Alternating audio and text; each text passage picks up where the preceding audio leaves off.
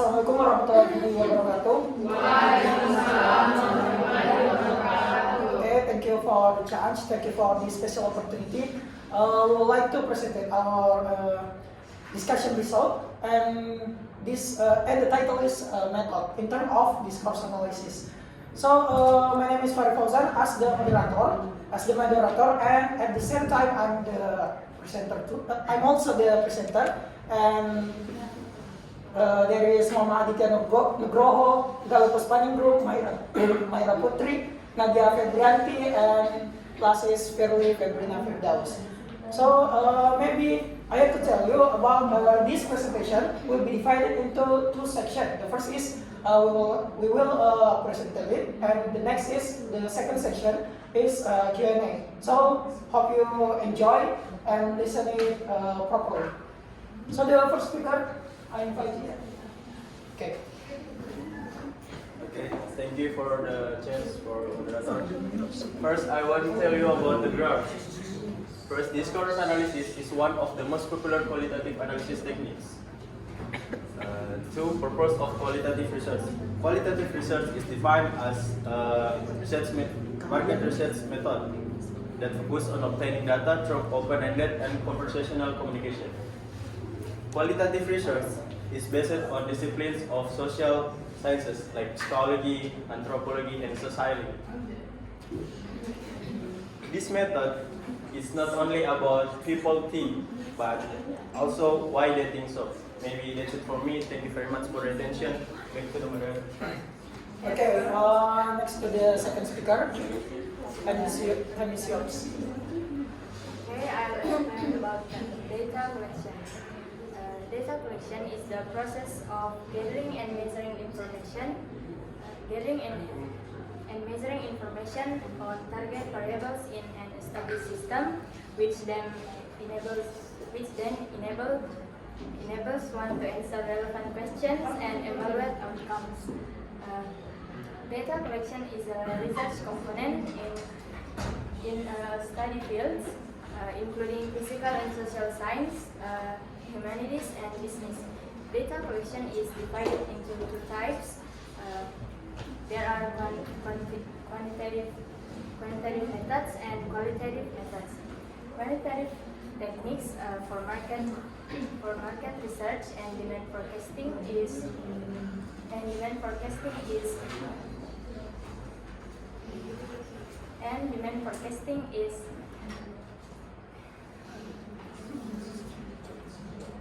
usually make use of statistical tools. In these techniques, demand is forecasting based on historical data. These methods of primary data collection are generally used to make long-term forecasts. Statistical methods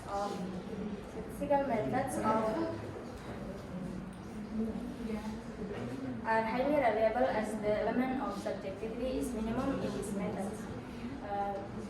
Next, qualitative methods.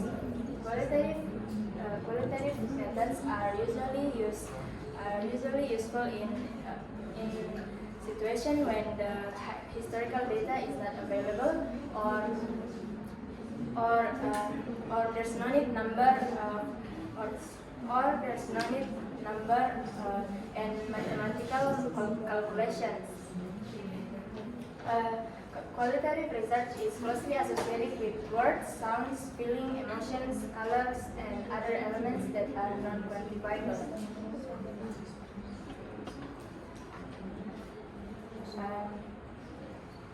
Qualitative methods do not provide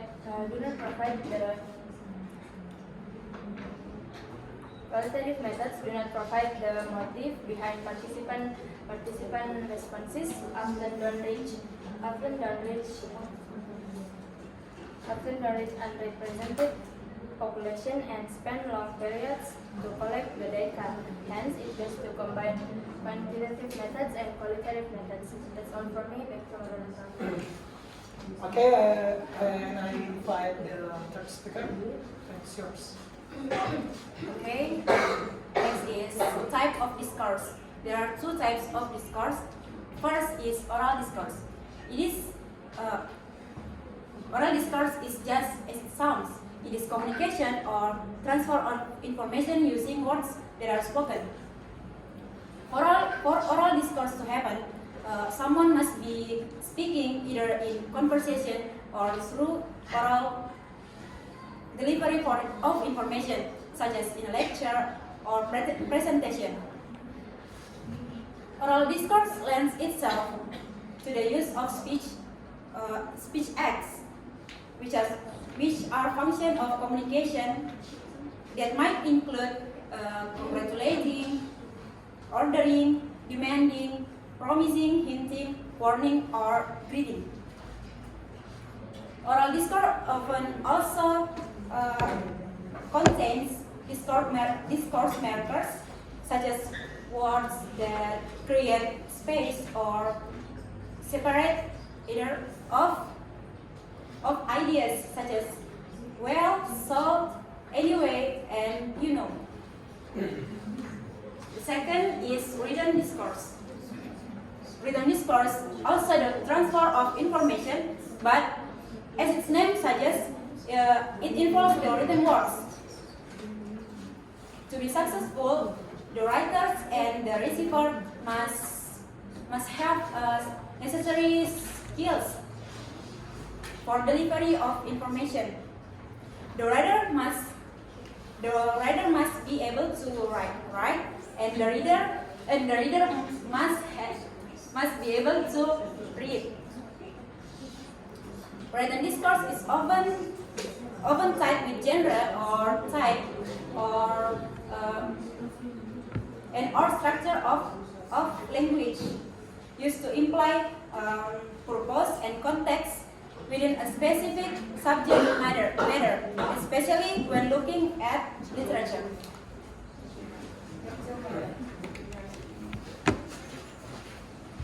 Okay, now maybe this is the core of our materials. That is the method of producing data.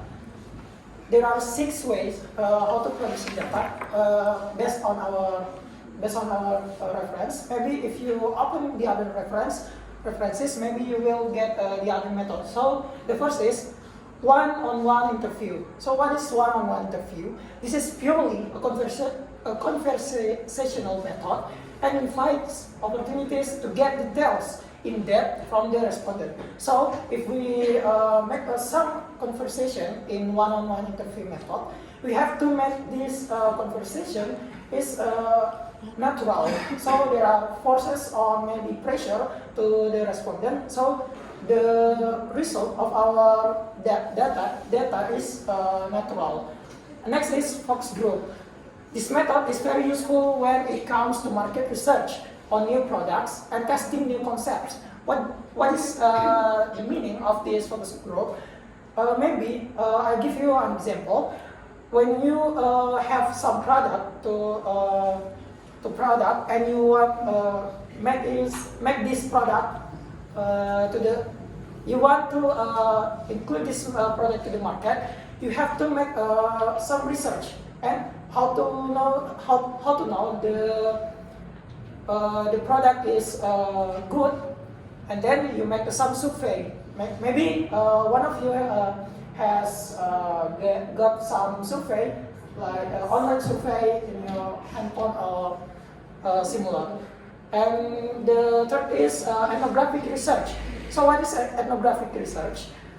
This is the most in-depth observational method that studies people or maybe a culture in their naturally occurring environment. So this method, you have to go to the field when you want to know the data. Like maybe I'll give an example. If you want to know how the Kajang, suku Kajang live, you have to go there and you have to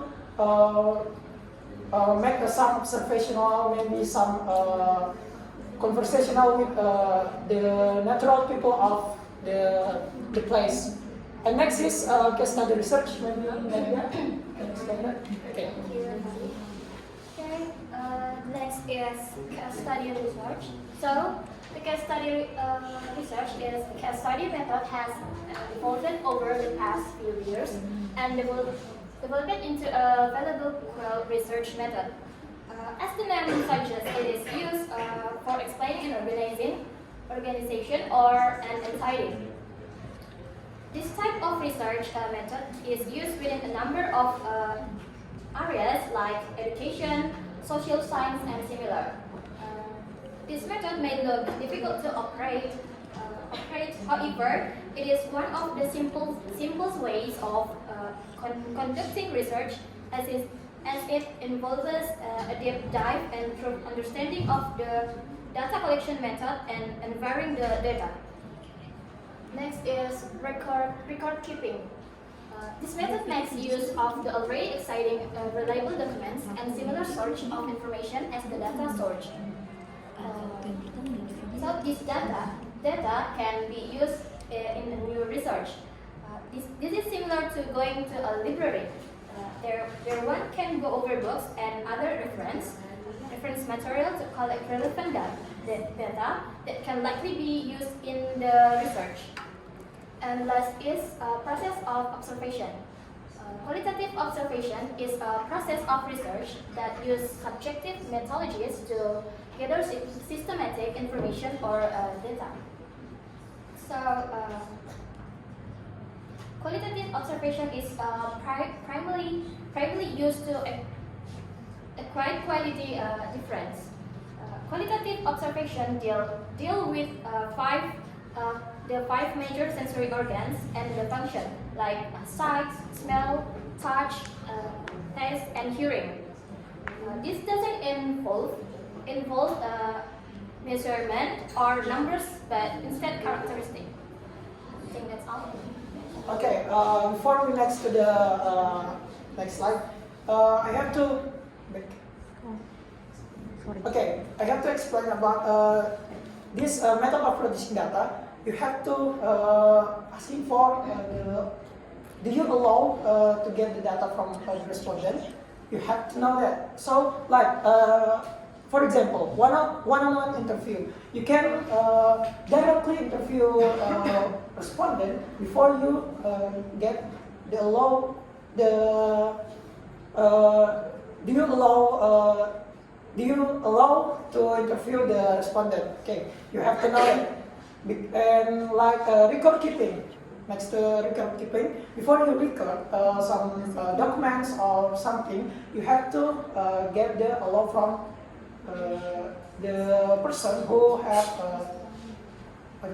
responsibility to get the data. So next to the last speaker. Okay, the last part is data analysis. Data analysis is a process of modeling and cleaning data with the aim to forming conclusion and supporting decision making, and also in this part is find useful information. And in data analysis, there are 4 section, part or step. The first is selecting data.